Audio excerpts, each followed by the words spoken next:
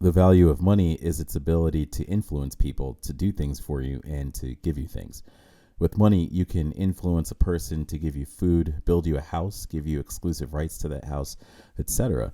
With money, you can influence people to make and give you clothing, cars, boats, planes, and basically any kind of gadget you can think of. It is natural that you might immediately think of money when figuring out how to survive and when figuring out how to build wealth. Having money means having influence. Money is the middleman to influence. When you say you want money, what you're really saying is that you want influence, enough influence to inspire people to help you survive and help you to thrive. Meanwhile, influence is, again, just a middleman to what you really want. It's not that you really want influence, it's that you really want to survive and you really want to thrive. Survival and thriving, that's the end game that you and everybody wants. Money is influential and it can powerfully inspire people to help you survive and thrive. But before you even think about money, you should think about where your survival actually comes from and where your thriving actually comes from. Survival does not come from money. Survival comes from your access to food, water, and shelter. Since you cannot eat your cash, since you cannot drink your bank balances and stock portfolios, since no credit card will ever be able to create adequate shelter for you, because of these truths, your survival does not come from money. Your survival comes from your ability to access food, water, and shelter from nature's elements.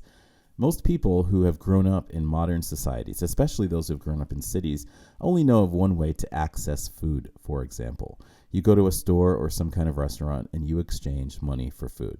Because many people have never been shown any other way, many people believe that money is necessary in order to access food. But this is only one way to access food.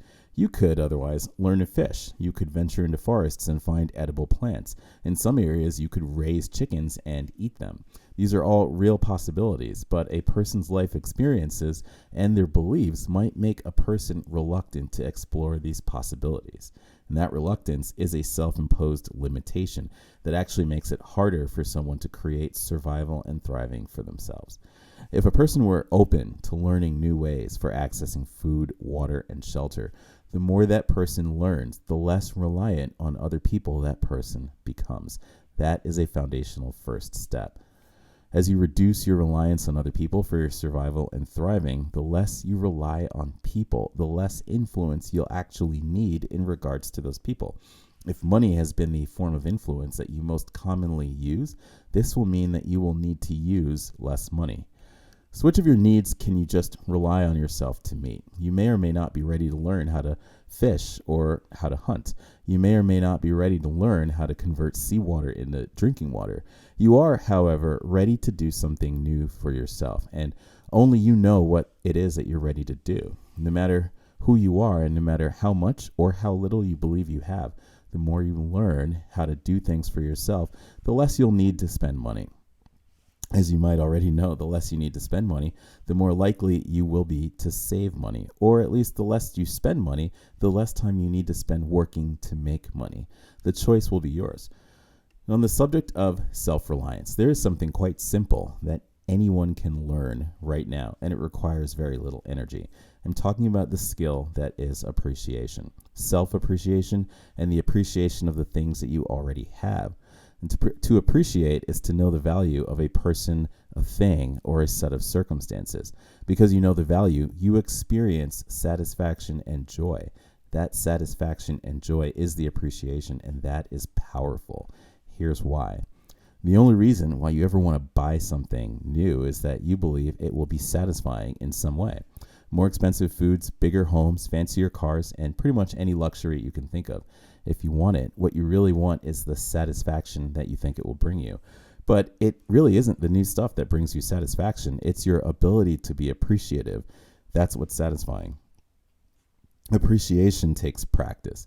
People commonly compare what they have against the newer, more expensive, fancier things that other people have.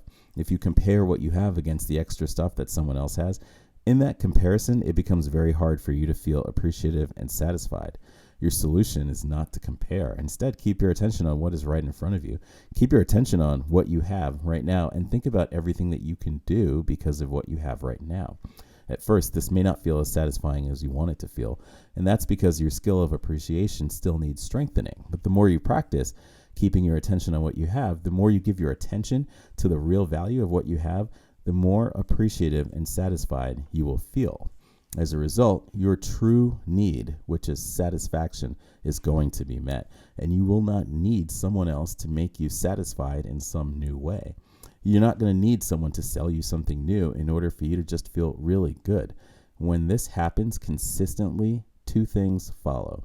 The first is that you spend less money.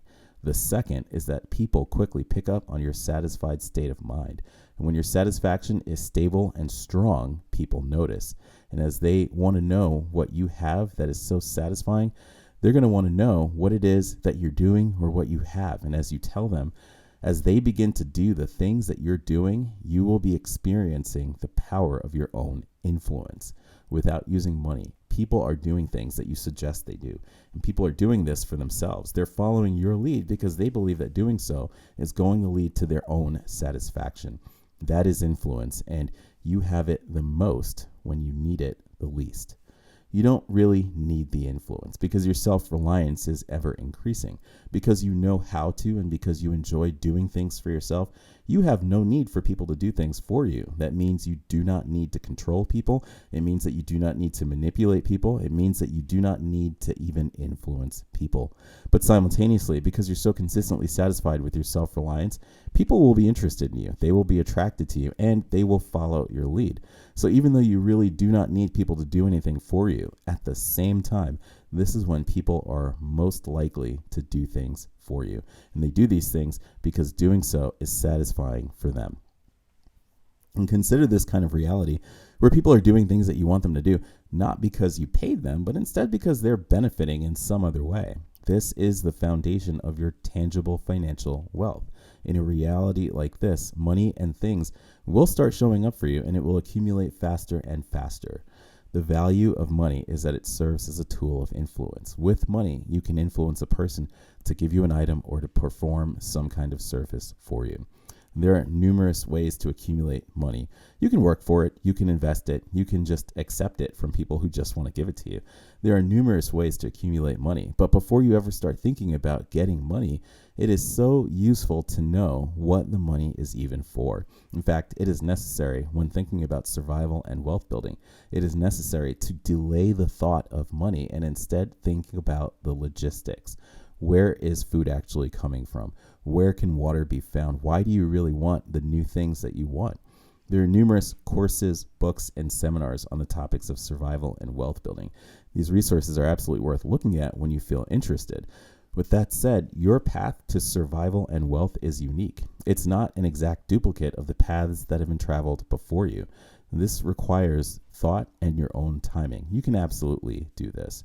Your first step is to put your attention on the things that you already have and appreciate them. You know that you are appreciating what you have when you feel satisfied with what you have. Satisfied meaning you're happy. You're, of course, in pursuit of more, but you do not feel empty because you do not have something new yet. Instead, you feel full and energized. You're eager to take whatever action and produce whatever outcomes that you will produce each day. And this is how you travel your unique path to survival and wealth. Appreciate what you have. Do whatever your gut tells you to do in the name of survival and wealth building. The more open you are to learning about how to do things for yourself, the more you open yourself up to survival and wealth building. Everything that you need is right in front of you, but you will only see it if you are a master of appreciation. Your appreciation of what you have is what makes you wealthy. Wealth is a feeling of stable satisfaction. Wealth is not money. Money is seen as a means to wealth because money is influential, but your appreciation is most influential. Your appreciation is what puts you in a stable state of satisfaction. And at that point, when you are stable in your satisfaction, you will have won this game. When this happens, your appreciative state, your satisfaction, will be the influence. You will not need money for influence. Instead, you will be the influence, and that is a powerful lesson that you really only learn with experience. Appreciate yourself and what you have, so much so that you're stable in your complete satisfaction. When you do this, you will be wealthy. And the tangible evidence, which is money and things, will simply have to follow. Sending good vibes.